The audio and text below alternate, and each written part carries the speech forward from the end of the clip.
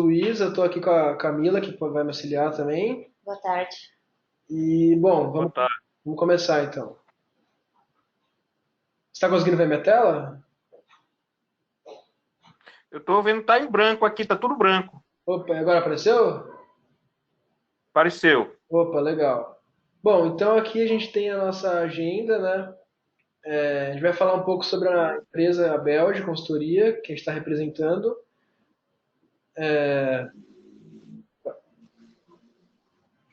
Bom, aqui só falando um pouco sobre a empresa, uma empresa de consultoria. A gente trabalha com vários projetos, trabalha com grandes empresas, né? 9 entre 10 empresas do Brasil, as maiores são clientes nossos. A gente trabalha em consultoria e também em outras funções que eu vou falar mais adiante. A gente foi fundado em 95 e estamos aí com um crescimento bom nesses últimos anos.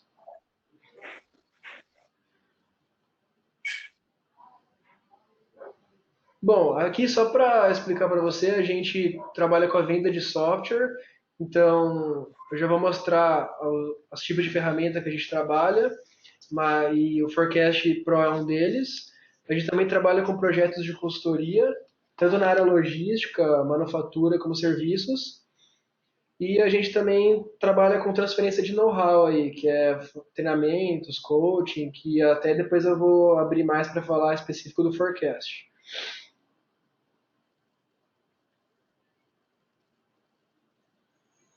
Bom, aqui a gente tem só uma contextualização das ferramentas que a gente trabalha, ali fazendo a diferença entre estratégico, tático e operacional. Então, a gente tem ferramentas mais operacionais e táticas, como a simulação do ProModel, que a gente trabalha bastante, tanto quanto níveis mais estratégicos, como o Forecast Pro que a gente vai apresentar hoje, né? Que pode ser tanto pela manufatura e pelo serviço também, nessas duas áreas.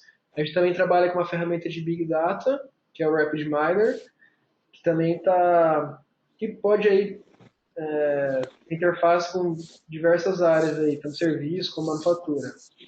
Bom, agora a gente vai passar mais para a parte do Forecast mesmo, Forecast Pro. Bom, o Forecast Pro ele foi idealizado pela BFS, né, Business Forecast System, que é uma empresa dos Estados Unidos, em Massachusetts. 33 anos no mercado já. Isso acaba sendo bem importante porque toda a experiência deles na área de previsão acaba se refletindo no software, nos algoritmos, na experiência estatística que eles têm mesmo incorporada no software. Então, esses anos aqui fazem com que eles tenham bastante experiência no desenvolvimento do software. É um software que foi desenvolvido em 2006, né? Então, e diversas empresas ao redor do mundo que utilizam, né? Então, segmentos aí são diversos, então, que nem aquela primeira tabela mostrou, né? Então você tem desde áreas mais voltadas ao serviço, como telecomunicações, serviço geral, até alimentos, bebidas, bens de consumo, e são vários clientes, né? Você pode ver, diversas áreas. Vou passar aqui. Bom, essa, essa comparação aqui é bem interessante, foi feito um periódico de demanda, e ele compara os diversos métodos de previsão com o Forecast Pro. E aqui ele está comparando diversos horizontes de previsão, ao mesmo tempo que ele está relacionando com a porcentagem do erro médio absoluto, né? Que é o meio que a gente vai falar bastante na hora que a gente mexer na ferramenta. Opa, certo? Ok. Opa, beleza. Então, aqui em cada método estatístico você tem uma comparação do MAPE, né? Que é essa porcentagem de erro médio absoluto. E aqui, para essa tabela, a gente consegue ver que o Forecast Pro, com seus métodos estatísticos, conseguiu ter o menor valor em todos os 2 anos de planejamento, né? Que aqui está em 18 anos, 18 meses, por exemplo. A mesma instituição fez um outro estudo baseado no market share das ferramentas, né? E aqui a gente pode ver que a BFS, que é a empresa do Forecast Pro, tem aí um market share de 32%, maior do que os concorrentes. Bom, aqui só para sumarizar algumas da importância de você ter uma previsão sólida, né? Então, a consequência de uma má previsão pode ser bem danosa ali para qualquer negócio, né? Para qualquer tipo de segmento. Então, o custo de você faltar, custos de você ter estoques a mais, então de você ter que gerenciar esse tipo de estoque que não está sendo utilizado, ou ao contrário, a falta de estoque, né? Também acaba sendo bem danosa para a organização. A gente vê também que no contexto da manufatura, por exemplo, você corrigir uma programação que foi feita errada ali também acaba sendo tendo reflexos muito ruins durante várias partes da organização, né? Inclusive numa cadeia de suprimento, que um dos elos faz uma previsão errada, isso acaba se refletindo nos diversos elos, e entre outros, né? Que quem está na área conhece ali todos os problemas que podem surgir. É importante falar que uma previsão de demanda, né, boa, a gente julga que tem que haver métodos qualitativos bons também. Apenas com a inserção desses inputs qualitativos que uma previsão vai ser bem sucedida, né? Então, os julgamentos de executivos das diversas áreas é importante, a opinião da força de vendas, que é quem está sentindo ali com o cliente, que é bastante importante. Se forem feitas testes, né, de vendas em algumas áreas para certas experimentações, é um input importante também, que só com os dados quantitativos que a gente vai ver, por si só, não acaba cobrindo toda essa potencial da previsão, né? Então, esses métodos qualitativos são bem importantes. Aqui em paralelo, a gente vai mostrar os métodos quantitativos também. Os métodos quantitativos realmente é a base do software, né? Então, séries temporais são muito importantes para se fazer a previsão, né?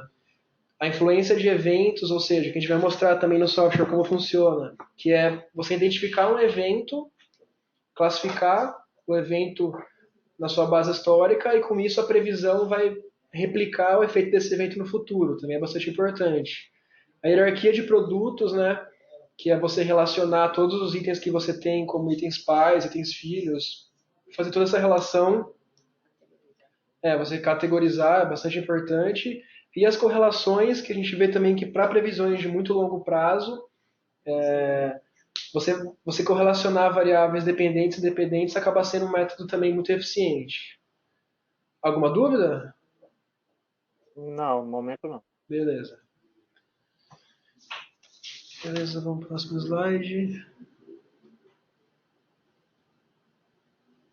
Bom, aqui a gente tem só um fluxograma resumindo, né, o que seria o ideal aí de uma boa previsão, que é você como input colocar os dados históricos, ao mesmo tempo que você está levando em conta inputs qualitativos, né, que seria aqui, que é informações do mercado, promoções, que seriam aqueles eventos, e com isso você tem as discussões, os executivos, e você, com as revisões, que a gente vai mostrar também como que funciona no software, e com isso você tem a previsão final.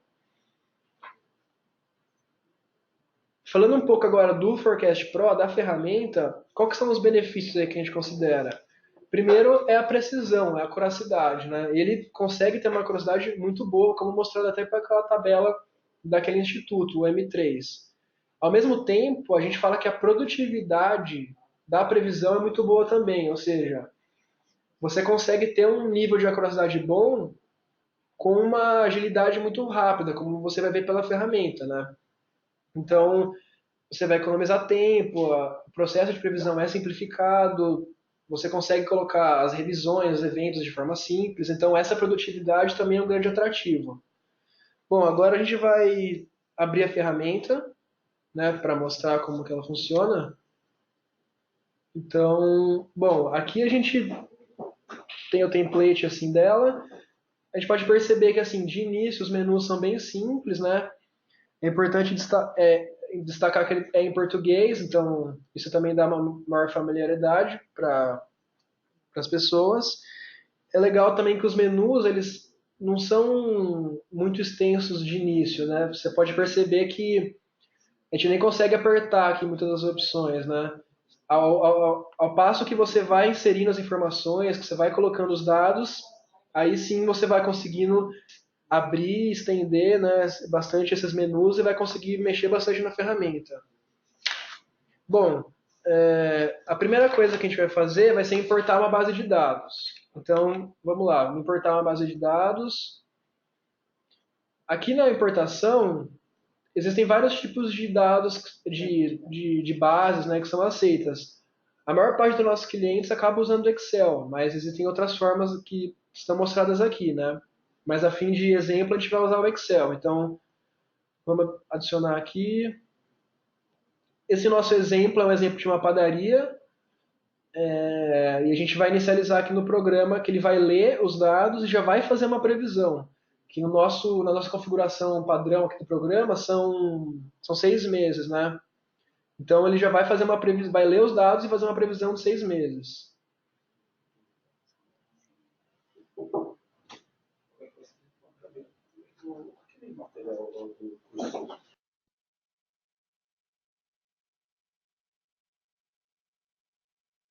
Bom, aqui a gente já tem os resultados. Aqui eu vou mostrar que a base de dados ela está já hierarquizada, né? Ela já está mostrando a hierarquia que existe entre os itens. Então, aqui a gente sempre tem o total. Aqui vai abrindo entre esse exemplo aqui que é cakes e muffins, né? Que seriam os tipos de produto. Aqui eu posso expandir mais. Eu vou ter entre o varejo, o cliente, e aqui eu vou expandir mais e aqui eu chego no nível SKU. Então eu vou expandir tudo aqui para mostrar como que como que esses dados estão classificados, né? É até interessante eu mostrar a base como que ela está. Deixa eu só abrir aqui. Ó, como que isso é possível? Tem essa base, então eu tenho cada coluna, então essa coluna do total, ela sempre vai ser total, tem a coluna da categoria, que vai eventualmente muda aqui no nosso caso de cakes para muffins, para cliente e para SKU. Então é desse jeito que é introduzido os dados, né? Tem esse tratamento. Mas rapidamente a gente já importa aqui para a ferramenta. Bom, aqui que a gente importou, já vou mostrar o gráfico. Aqui a gente já tem um gráfico já que está demonstrando uma previsão, né? Então aqui você tem a leitura dos dados, essa parte verde que é o histórico, ele é apenas a plotagem dos dados da base mesmo, e aqui é a previsão. Tá, como que essa previsão foi realizada, né? Você pode perceber que é muito automático já, eu já coloquei o dado, já fez uma previsão. A gente vai olhar para o relatório da previsão, e aqui a gente já pode ver que foi com base na escolha especializada do software, né? O que é essa escolha especializada? Ele vai comparar diversos tipos de modelos matemáticos e vai escolher qual que é o mais condizente, né? Aqui a gente pode ver que ficou entre a suavização exponencial e o Box-Jenkins, que é o modelo estatístico. E com base ali no MAD, que é uma estatística de dispersão dos dados, foi ali escolhido o Box-Jenkins. Então, assim, ele já mostra aqui qual que foi o modelo escolhido, né? Aqui são alguns parâmetros, né, da curva. E aqui a gente tem algumas estatísticas da amostra, né, que está mostrando, exibindo ali características dos dados importados, né. Aqui você já tem um map ali dos próprios dados, né, como que está. Aqui é importante explicar também que essa previsão ela é feita primeiro dos itens filhos para os itens pais, né, que a gente chama de bottom-up. Então, é como se ele pegasse cada SKU aqui e fizesse a previsão de cada SKU. Ao mesmo tempo, ele vai subindo essa previsão para o item pai. Claro que adequando a curva, né, e a característica do dado histórico desse item de categoria superior. E é assim que se chega nesse total. Então, o nosso conceito, que até dá para alterar isso depois que eu vou comentar, mas é uma previsão feita de baixo para cima, né, digamos assim. Dúvidas até agora? Não. Tá. Então vamos dar prosseguimento. Vou só salientar aqui que no gerenciamento de dados, que eu importei a base, são diversos dados que eu posso colocar para melhorar minha previsão, né? Que vai auxiliar. Eu vou mostrar outros depois, mas conversões de unidades, dados externos de outras previsões por outros métodos eu também posso colocar, filtros. São vários tipos de dados que a gente pode introduzir. É,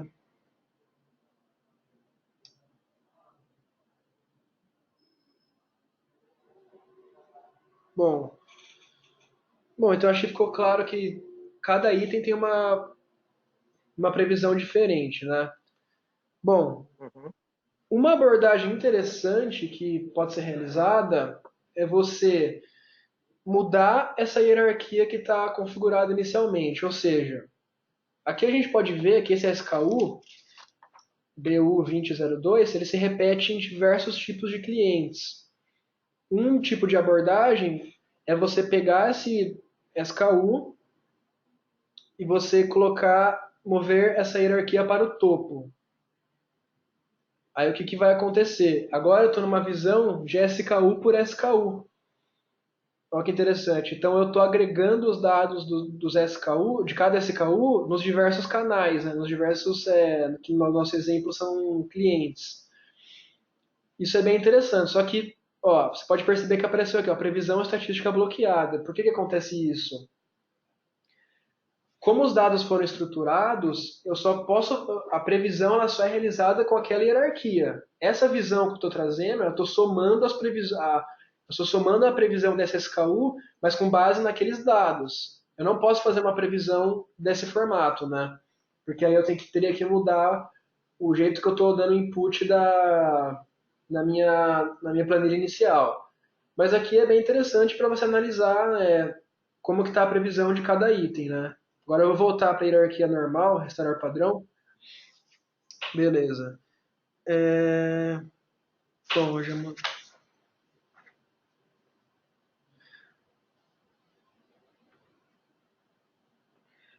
justamente por a ferramenta ter esse padrão de ser uma análise bottom-up, ou seja, os itens filhos que vão ditar a previsão dos itens pais, muitas vezes essa abordagem acaba não sendo satisfatória, né? A gente vai mostrar um exemplo, vou entrar aqui na categoria do produto Cakes, nesse cliente aqui, e esse SKU. Aqui, o que a gente pode analisar que aconteceu? A previsão resultante foi um modelo, uma linha reta, né? Então aqui provavelmente não está adiantando muita coisa, né? Praticamente é uma média aqui só. O histórico, a gente pode perceber, ele está muito diverso, né? Muito disperso. Então a ferramenta não acabou achando nenhuma curva ali que fosse aderente, né? Como que é uma abordagem para mudar isso? O que a gente faz? Eu vou pegar aqui na categoria, no cliente aqui, e vou modificar para a opção descendente. O que vai acontecer? Aqui apareceu escrito top-down. O que isso aconteceu? Agora, a previsão dos itens filhos vão ser baseado nesse item pai, não mais no item filho por si só. Então, se eu voltar naquele item que estava ruim, a gente começa a ver que já tem uma tendência aqui. Então, essa é uma abordagem que pode ser feita, né? É claro que não é a melhor dos mundos, porque você está pegando uma tendência do item pai e colocando para o item filho, né? Mas, em alguns casos, pode acabar para itens novos, por exemplo, que você não tem muitos dados consistentes, aí você tem essa abordagem para fazer previsões onde o dado histórico não está resolvendo, né? Bom, aqui o relatório de previsão, acho que já deu para mostrar um pouco, vamos analisar. Aqui eu estou no SKU, né? Então, aqui foi o modelo que foi escolhido, os índices de sazonalidade desse SKU, o tamanho da amostra. Então aqui você tem várias informações, né? Da amostra e estatísticas dela também, para você ver a consistência desses dados históricos também. Bom, uma das... Agora que a gente tem os dados históricos consolidados, começa a entrar aquelas abordagens qualitativas que a gente falou na apresentação, né? Então, por exemplo, das primeiras abordagens que a gente pode ter é em referência aos outliers. O que é isso? A gente vai analisar os outliers e tentar tratá-los para que a previsão seja mais condizente, né? Para que você elimine alguns dados fora da curva, esse tipo de coisa. Então, por exemplo, eu tenho aqui a opção configurações, opções, outliers. Então, a ferramenta tem dois tipos de abordagem. Uma, eu vou só detectar os outliers, e a outra, eu vou detectar e corrigir automaticamente, né? Aqui eu vou colocar só para detectar. Aqui é um parâmetro, né, que é a sensibilidade 4 desvios padrão, que essa aqui vai ser o corte dele, né? Então, vamos lá, coloquei aqui para detectar os outliers.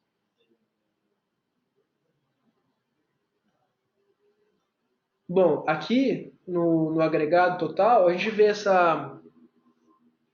esses pontos verdes mais claros aqui, por exemplo, eles são outliers, né?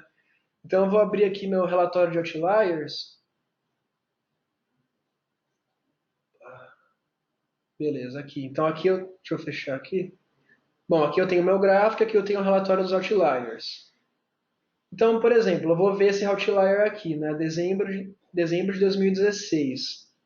O legal desse relatório é que eu estou olhando para o agregado, né? Ele já me fala em qual SKU que isso aconteceu. Eu vou clicar no SKU. Ó, então o outlier está aqui, nesse SKU aqui.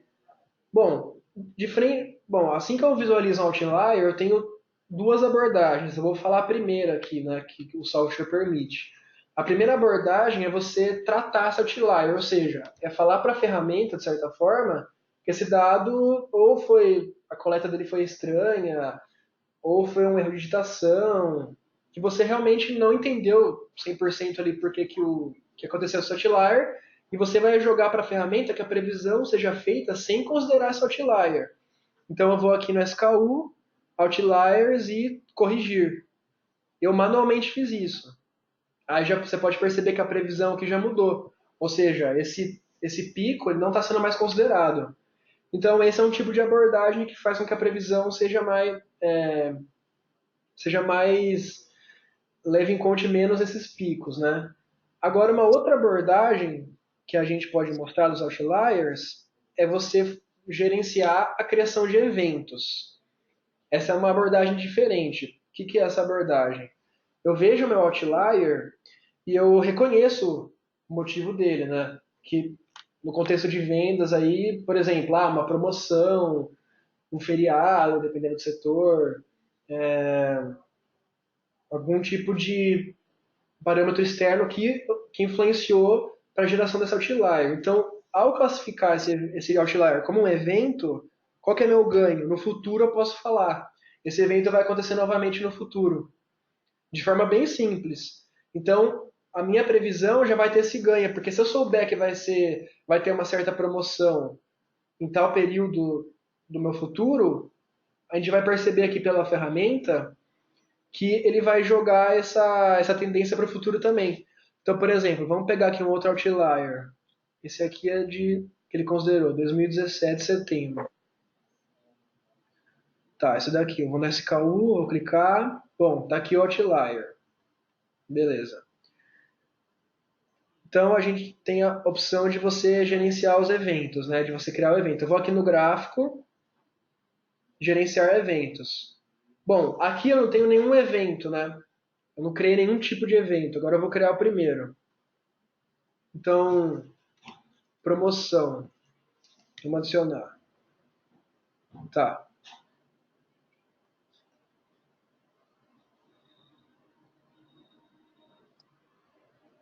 Beleza. Agora aqui eu estou selecionando aqui o mês 2017, setembro.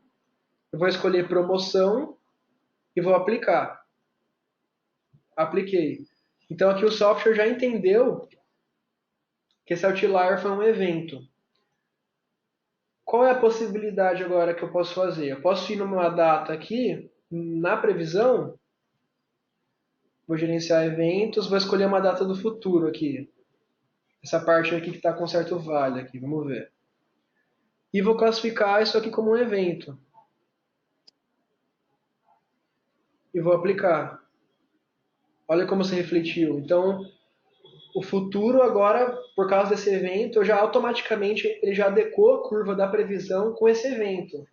É legal que nesse caso ficou bem parecido, mas, por exemplo, caso a previsão esteja numa tendência de descendente, por exemplo, esse pico ele não ia ser tão igual aqui, né? Ia ser uma tendência descendente com um certo pico, então ele vai adequar esse evento a essa nova previsão.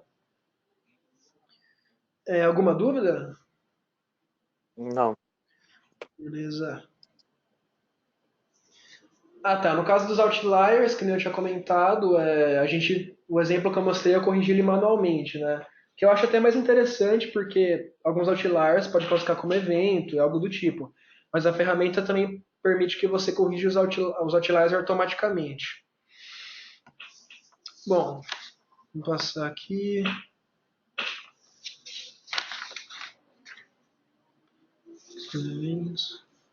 Bom, uma parte importante de a inserção de métodos qualitativos é realmente as revisões, né? O que são as revisões?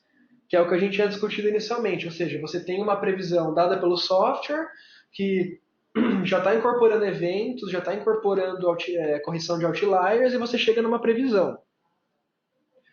Aí você tem também essa guia de revisões. Então, assim, qual que é a abordagem aqui? A ferramenta permite que diversos usuários façam diversos inputs nessas revisões. Então, por exemplo, aqui você tem o estatístico, né? Que é esse valor aqui, 277 mil. Bom, determinada pessoa pode, João, por exemplo, pode fazer algumas revisões com base no seu know-how. Então, eu sei que mesmo com essa previsão, mesmo com o evento, na verdade, esse mês vai ter um limitante por causa da capacidade que vai ser de tanto, 210 mil, por exemplo. Então aqui várias pessoas vão poder marcando suas observações. Aqui a gente pode perceber que a previsão ficou inalterada, então eu tenho que clicar aqui em aceitar. Vai até mudar o gráfico aqui, ó. Estou mexendo aqui, eu vou apertar aceitar.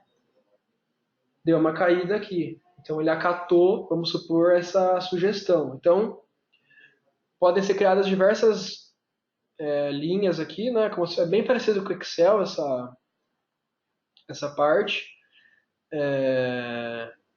Inclusive aqui é interessante que alguns cálculos podem ser feitos com base em cálculo de estoque. Então você cria uma linha aqui para calcular o estoque de cada mês, né? Então você pega a previsão menos o valor do mês anterior, daí você já tem para cada linha uma previsão de estoque também, né? Existe uma outra abordagem que você pode pegar essa tabela da previsão gerada estatisticamente e jogar para o Excel. Também é possível. A gente vai aqui em exportar, coloca exportar relatório de revisões e é bem simples. A tabela vai ser exportada, então talvez algumas pessoas acham mais confortável mexer pelo Excel e usar fórmulas, gráficos de lá. Bom, a parte... tá. Essa é uma abordagem também. Aí, que eu tinha comentado, né, o que você pode colocar de input na ferramenta, um input interessante quantitativo também são as revisões, né? O que seria isso? Então, não, desculpa. As revisões dá para colocar por dados também, por tabela, ou dá para colocar manualmente, que eu mostrei. O que eu quis dizer são os dados externos. O que seriam esses dados externos? É como se fosse uma previsão feita em outra ferramenta, ou pode encarar também como uma revisão, ou seja, uma outra projeção que você quer comparar com o que é gerado pelo software. Então você inicializa aqui, ó, dados externos. Atualizar. Então se a gente olha para o gráfico, só não está mostrando aqui porque eu tenho que configurar rapidamente.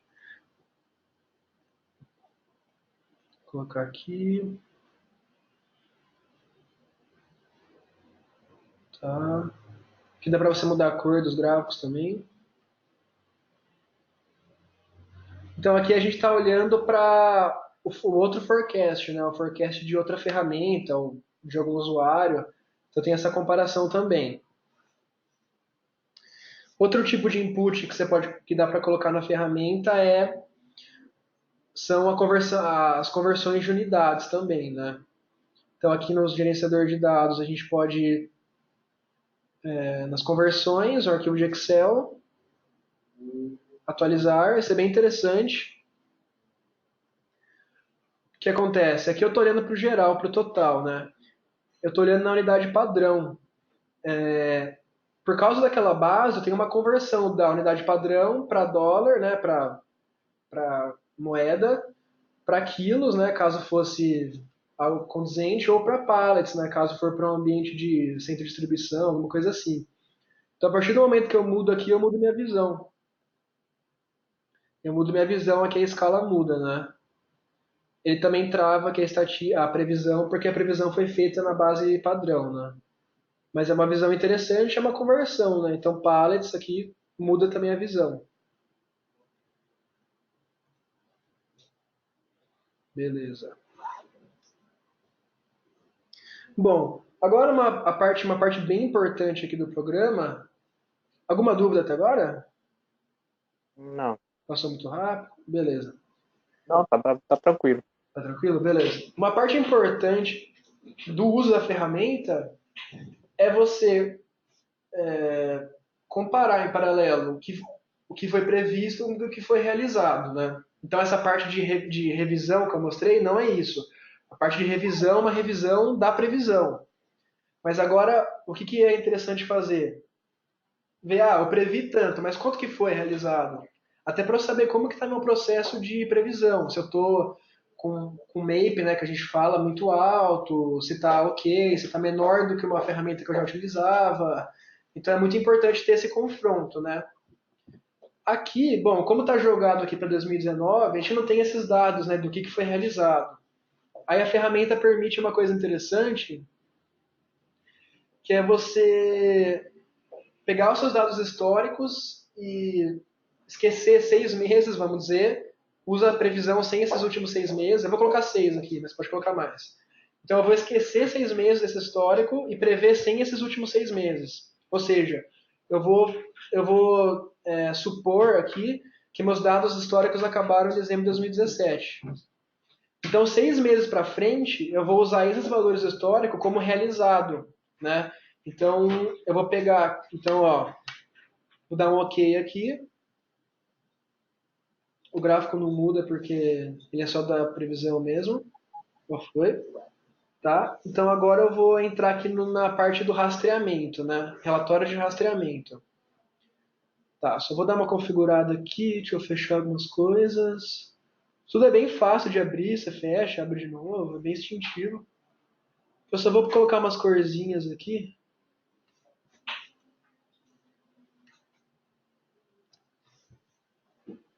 Isso, beleza. Tá. Então aqui, o que está acontecendo?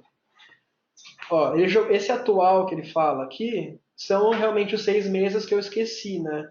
Que ele está tratando aqui como se fossem dados do que realmente vendeu, né? Então, assim, eu fiz desse jeito, mas se colocasse ele na base quanto vendeu, ia ser a mesma abordagem, é a mesma coisa. Bom, então aqui, como que funciona esse gráfico aqui? Cada linha dessa, eu estou falando, é a previsão que ela é realizada em um determinado período. Então, assim, eu tinha dados até dezembro de 2017. Em dezembro de 2017, que é 6 meses antes, né? Eu previ os 6 meses, 1, 2, 3, 4, 5, 6 aqui. E aqui eu estou comparando com o que foi realizado. A partir do momento que eu vou considerando o tempo posterior, ou seja, em janeiro de 2018, como se eu fizesse a previsão em janeiro de 2018, né? Aí eu teria a previsão para frente aí de 5 meses. E os valores mudam porque ele acaba sendo mais adequado porque eu tenho um pouco mais de histórico, né? Então é essa análise que é feita aqui.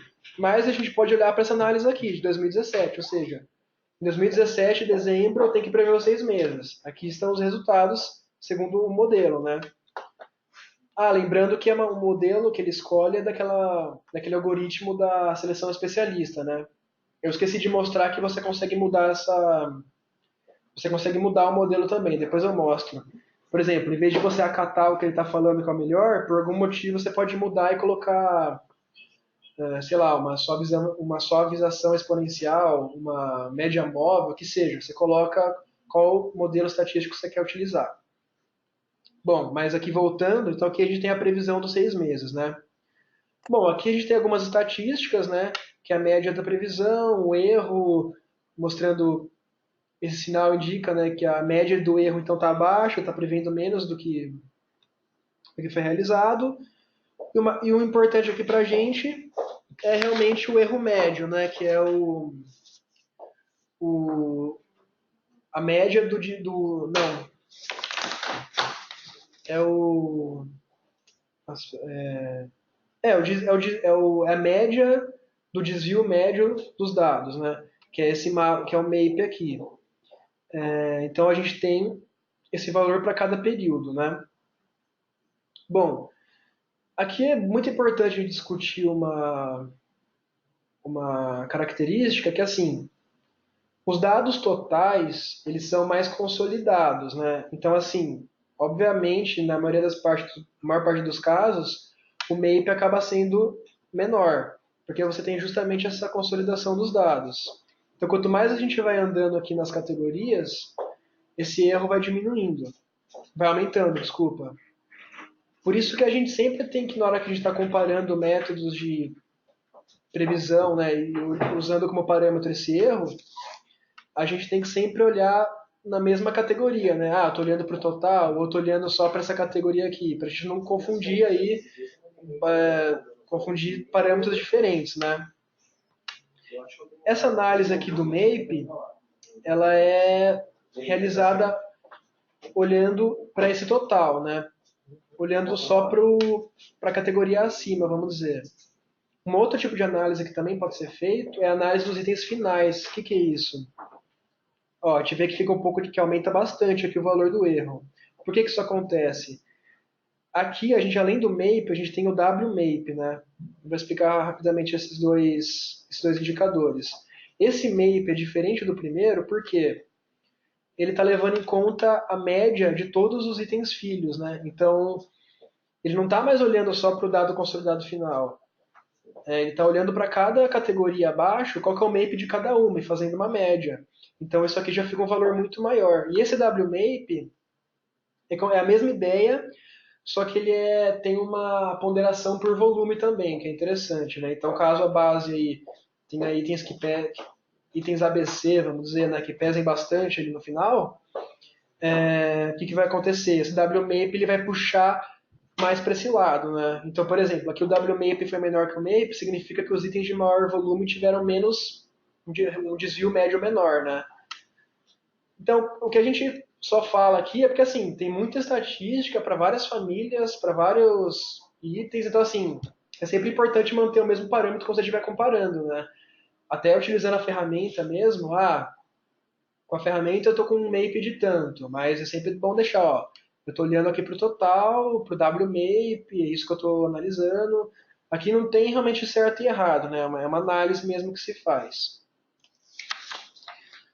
Bom, alguma dúvida? Opa,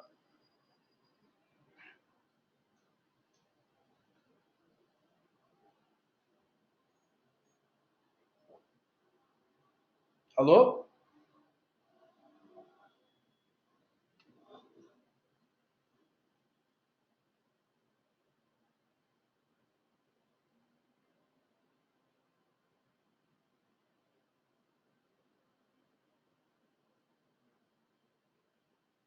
Wellington?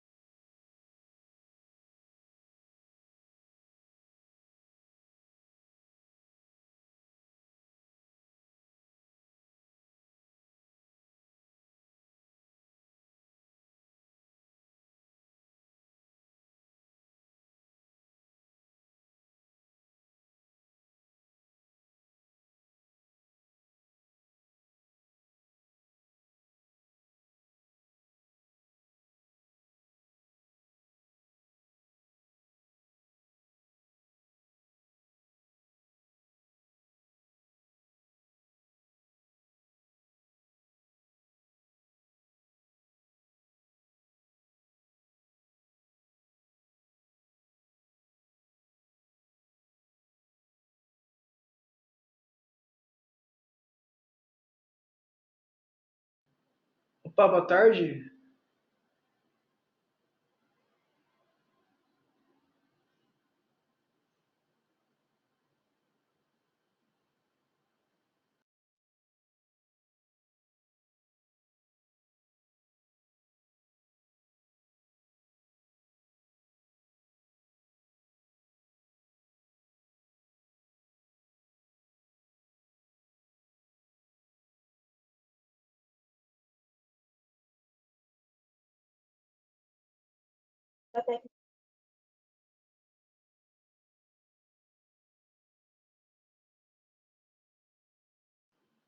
Opa, tá me ouvindo?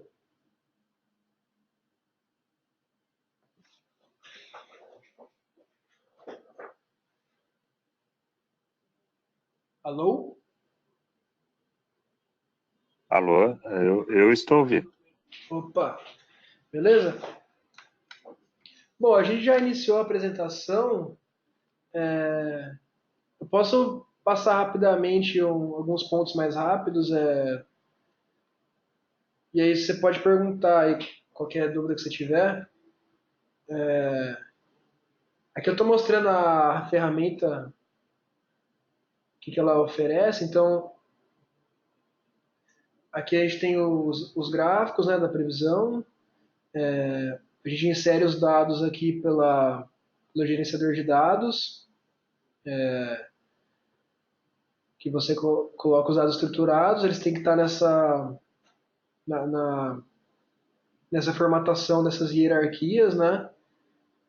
E aqui a gente está falando da parte da, da comparação entre a previsão e o realizado, né? Então, a partir desse método aqui, a gente consegue ver qual que foi o realizado e comparar com os meses da previsão, né? Então, por exemplo, aqui a gente deixou a previsão em dezembro, né, para fazer para os 6 meses posteriores. Aqui em verde a gente tem o que foi realizado nesses meses. Então a gente consegue analisar algumas estatísticas, né? Então, se a gente olhar no primeiro lead time, que é, ou seja, vendo 6 meses para frente, a gente tem alguns indicadores aqui como o MAP ou MAPE, né, e o WMAPE aqui. O que isso significa? Esse indicador a gente tem tanto para análise normal quanto para itens finais. A primeira análise, ele vai pegar os valores do total, né, que é a parte que é o mais consolidado possível dos dados, e vai calcular o erro médio ali em porcentagem desses dados. Em contrapartida, a gente tem também a opção de você analisar apenas os itens, analisar com base nos itens finais, né? Então, aqui a gente vai fazer uma média, na verdade, da previsão de cada item abaixo dele. Então você tem uma estatística do MAPE, que obviamente é mais alta, né? Porque você está ali calculando uma média dos itens filhos da previsão de cada item filho. Esse WMAPE, ele já é uma estatística que faz uma ponderação pelo volume de itens. Então, se determinado item filho tem uma característica de maior volume, vai pesar mais para o MAPE. Aí é muito importante essa análise até para, como eu estava dizendo anteriormente, comparar como que anda a previsão, né, do determinado serviço. Então, aqui é muito importante a gente ver a previsão que está sendo realizada a cada X período de tempo. Quanto que está o MAPE dela? Né? Ela está melhorando, está piorando? Se está piorando, tenta identificar os eventos que eu disse anteriormente, tenta verificar os outliers. Só que o importante para essa comparação é fazer análise dessas estatísticas sempre olhando para o mesmo item. Então, por exemplo, aqui eu estou olhando para o WMAP do item total. É um tipo de julgamento. Eu posso olhar por categoria, que é um valor diferente. Então a gente tem que sempre tomar cuidado para não mascarar certas coisas, né? Os itens superiores, né, de maior consolidação, sempre vão ter uma tendência de ter um erro menor pela consolidação dos dados. Alguma dúvida?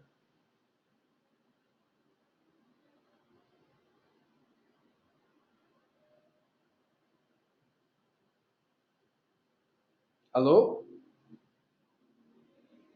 Eu não sei se estou. Da minha parte, não. Já utilizamos o Forecast Pro. Ah, beleza. É que a gente estava dando continuidade, mas pode voltar nos pontos. Tem alguma dúvida específica? Porque aqui eu já acabei de falar da ferramenta. Vocês têm alguma dúvida específica da utilização da ferramenta? Como fazer tal função? Que eu posso voltar em algum ponto.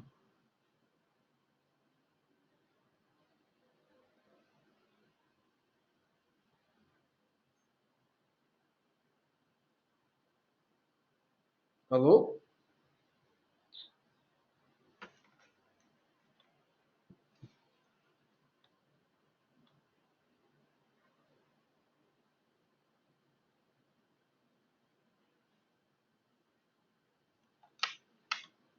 Beleza. Bom, então, basicamente é isso. Então, bom, aqui eu tentei mostrar como é que a gente insere os dados, né? Tanto os dados históricos quanto os dados externos, algumas conversões, como fazer os eventos. Se alguém tiver alguma dúvida se não entender alguma parte, pode sinalizar. Aqui os eventos, outliers. Deixa eu ver se faltou alguma coisa. Ah, tá. Também como mudar a previsão de uma categoria para itens filhos. Em vez de você fazer uma análise bottom-up, tem análise top-down, para às vezes corrigir alguns problemas que existirem. Bom, então aqui a ideia é voltar para os slides. Vamos ver aqui.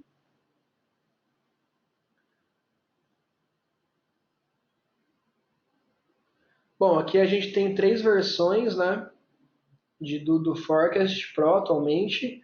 Tem a versão 100, a versão Track e a intermediária, que é a Unlimited. Aqui a gente está mostrando um quadro de comparação entre as versões.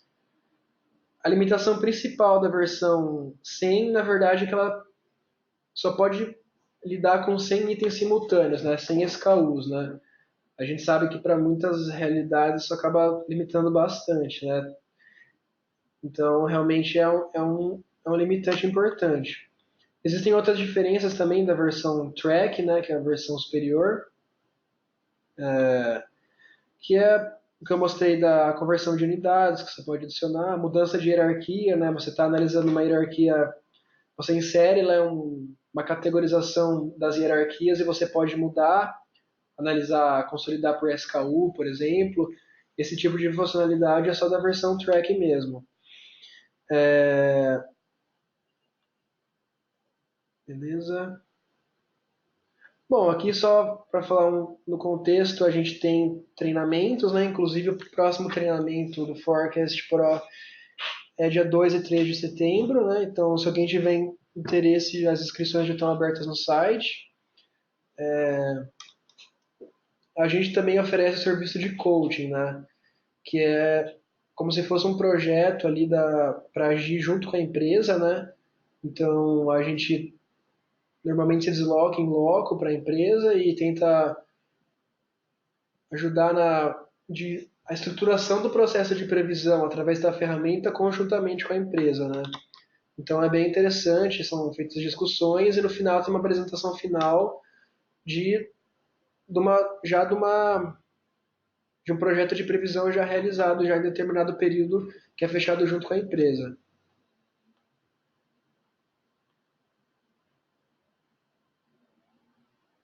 Bom, então hoje foi programado era isso mesmo. Se algum participante quiser que volte a algum ponto, que chegou depois, só falar que a gente volta aqui. Se tiver alguma dúvida de algo que não foi coberto pela explicação, a gente está aberto aqui.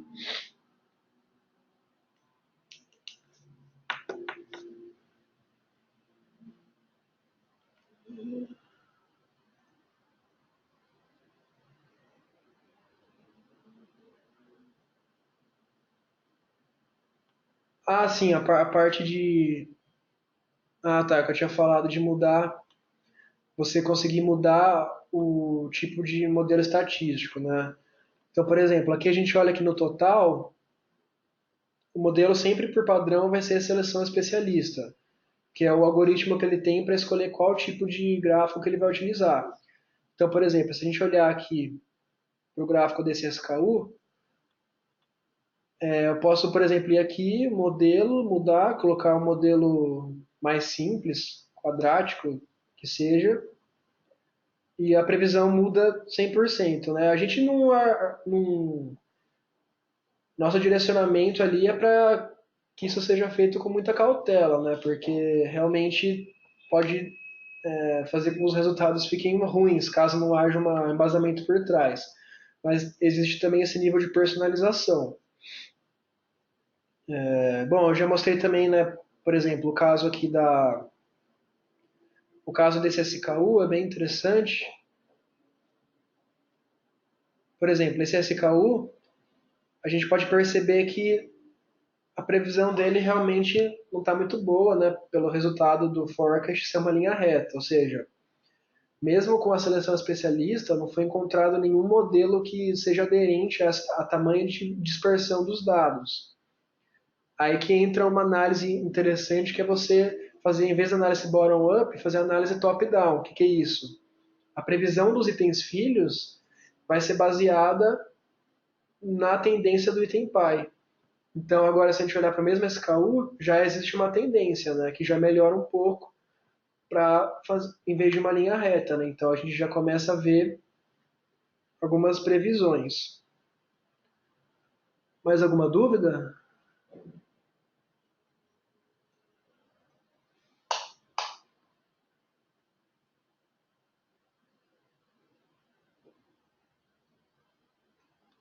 Bom, então acho que é isso.